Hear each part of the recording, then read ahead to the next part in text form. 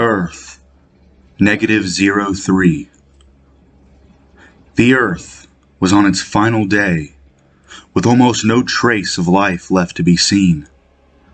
There was one last pocket of safety, and it was growing smaller by the second.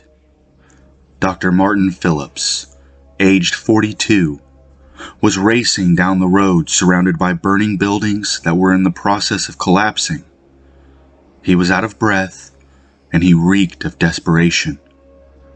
The older man was wincing from gashes in his leg and back, a set of broken ribs, and a smashed nose. 6 days ago, the world was shadowed by a monster that couldn't be comprehended, an evil that even the greatest imagination could not conceive. For years, the doctor had dedicated his life to training psychics of all kinds, helping them to hone their abilities for the greater good. He found many of them in orphanages, abusive homes, and even on the streets. He was like a father to most, a teacher to others. His personality was so warm that most welcomed him almost immediately. And his genuine nature was just that, a confirmation that in most realities, Martin Phillips was more of a good man. Those who did not understand only ridiculed him for taking in the people that they considered freaks of nature. But the doctor never let this slow him down. He was a human on a mission, for he had seen through the eyes of many dreamers over the years. He had seen what happens to worlds that aren't prepared. In time, the government saw the wisdom in his work and began to give him funding and even an above-ground facility. Here, he began working on everything his mind had ever dreamed of. Like his father, who died when Martin was only a boy, he engineered some magnificent devices and brought technology to life, unlike anything anyone had ever seen before. His greatest, most powerful inventions, however, were kept a secret to everyone except those personally close to him. He knew these achievements could not fall into the wrong hands, due to the fact that he had seen it happen on other worlds.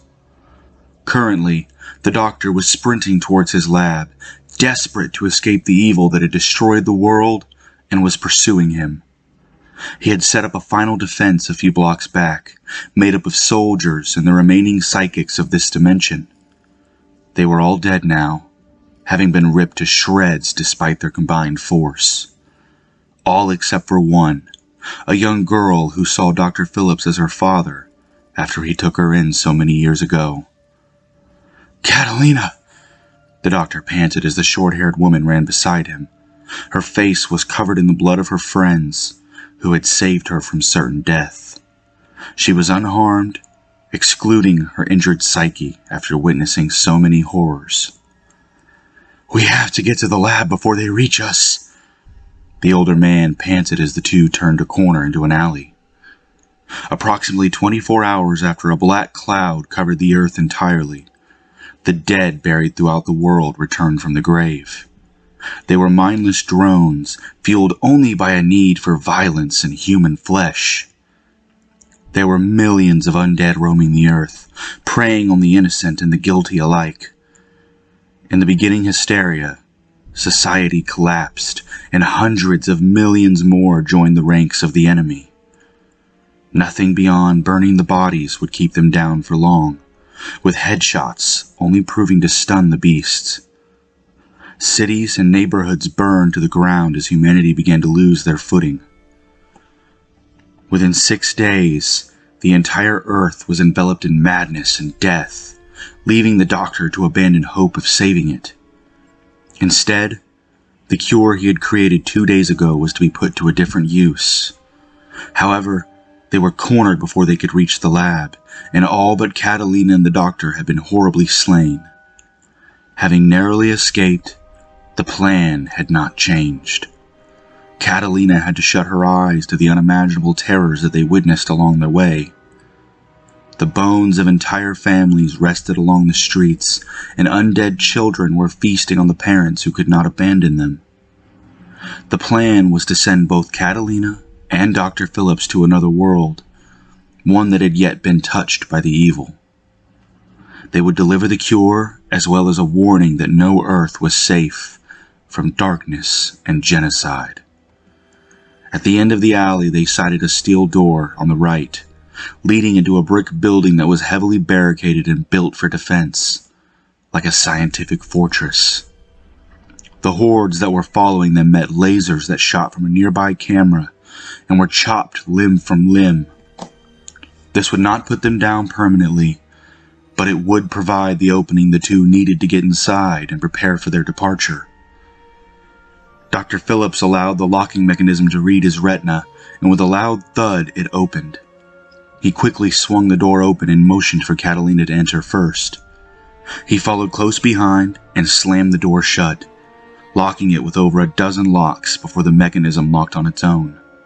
He entered a code for it to lock forever, a contingency that he had put in place many years ago when people were threatening him for his involvement with psychics. He was breathing heavily from his wounds, and Catalina slumped to the floor on her knees. She buried her face in her hands and sobbed her heart out. The adrenaline was subsiding, and she could feel the pain of losing her friends and loved ones.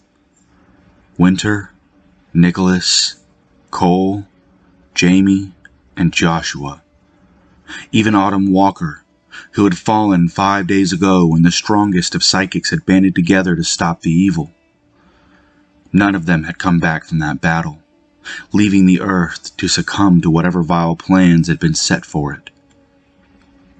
Mankind had been forced to learn what true horror was in such a short time. They were never ready for the reality of it. Dr. Phillips slowly moved towards her and placed a hand on her shoulder. "Nothing I say will make it okay," he told the young woman as he looked to his machines. "But we can make this right somewhere else, on another world. You can see your friends again, and we can save them this time around." Catalina huffed. "They won't know me." Dr. Phillips frowned. "That is not necessarily true.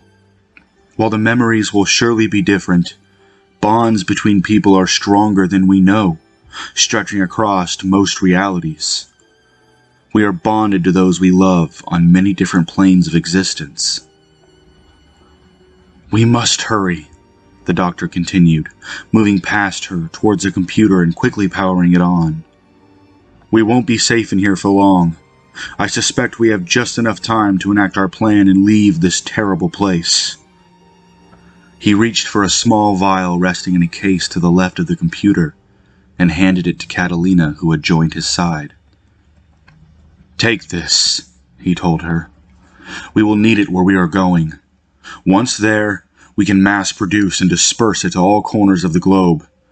The evil that has befallen us here will have to travel different avenues to destroy us." "This is the cure?" she asked him while staring into the small vial of pink liquid. "If only we had this 6 days ago." "It would have done little here, on this world," Dr. Phillips commented as he typed away on the computer, entering codes for a different world.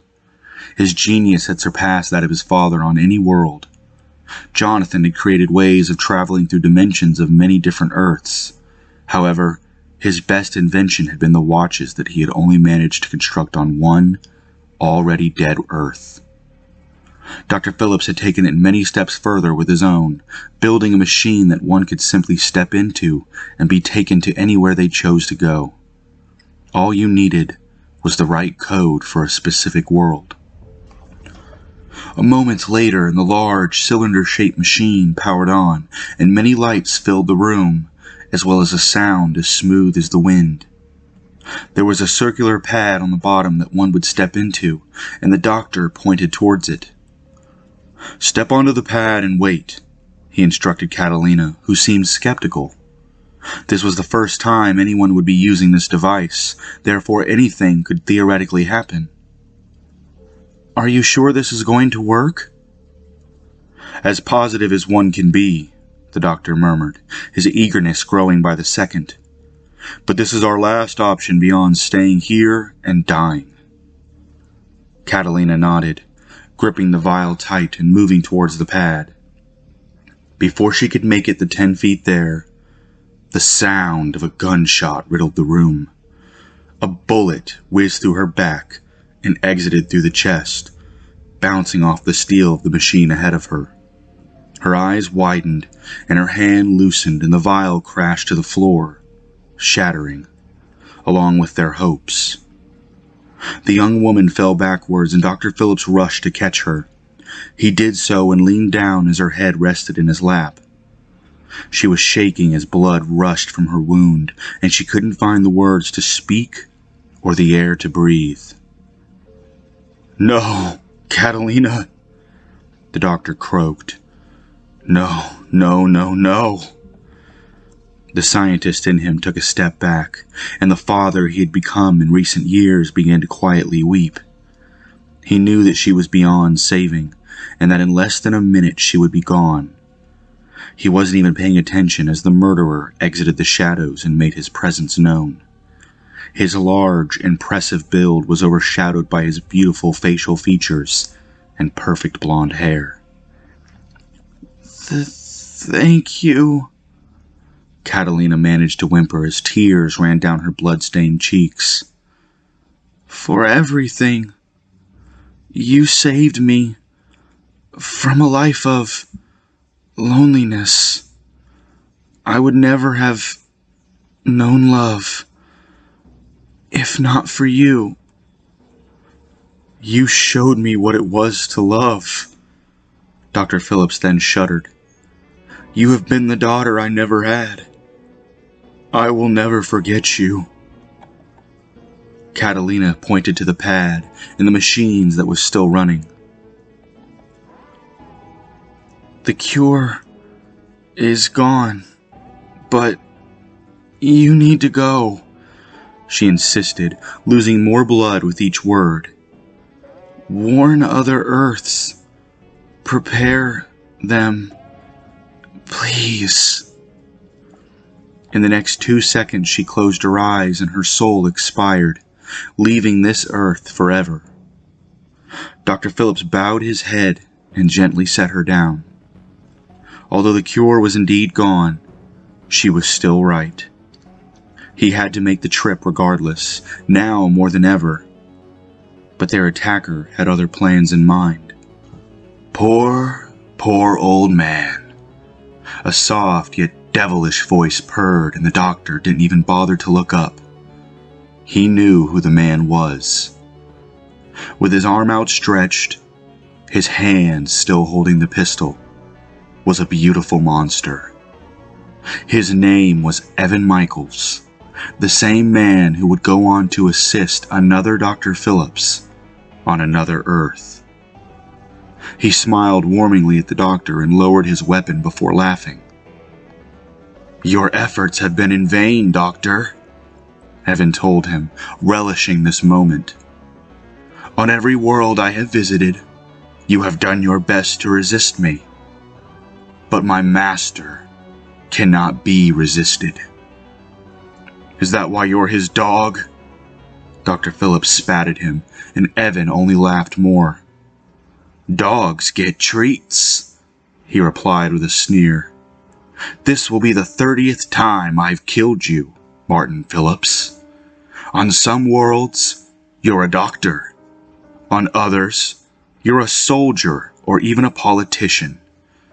But you always seem to stand in my way, and I have grown to enjoy that. It brings me great pleasure to foil your schemes and corner you, because you are the real dog."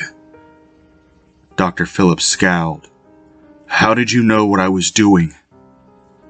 Evan shrugged. "I suppose there is no harm in telling you now, at your end.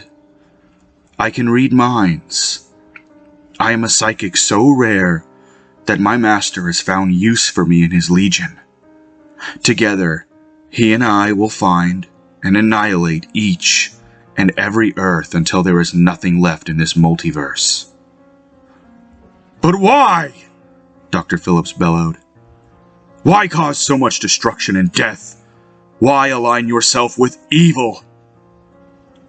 Evan approached the doctor and struck him across the face with his pistol, preventing the older man from escaping to the pad. He then stood over Dr. Phillips and hit him again and again, disfiguring him in the moments leading to his death. Evan grinned from ear to ear as life began to leave Dr. Phillips's body. When the work was done, the demon looked to the pad and the codes programmed into the computer.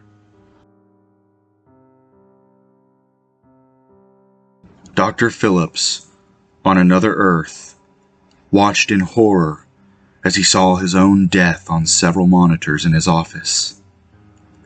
This was the apocalypse that haunted him so, and for good reason he would never tell Evan what he had witnessed. He was shaking at his core once the monitors were blank, and he finished. He had no idea how the other version of himself had been able to tap into his computer from another world, but nonetheless, the footage of his death had been sent to the Earth he meant to travel to. For this very footage is the reason the doctor of his world intended to keep Evan close to him. He knew that Evan had traveled here using the machine and only planned to do what he had done there, in some shape or form. He knew that his protege could read minds, so he kept his mind constantly clear. In time, he would find the means to deal with the demon. He just had to hope his subjects would last long enough to discover their potentials.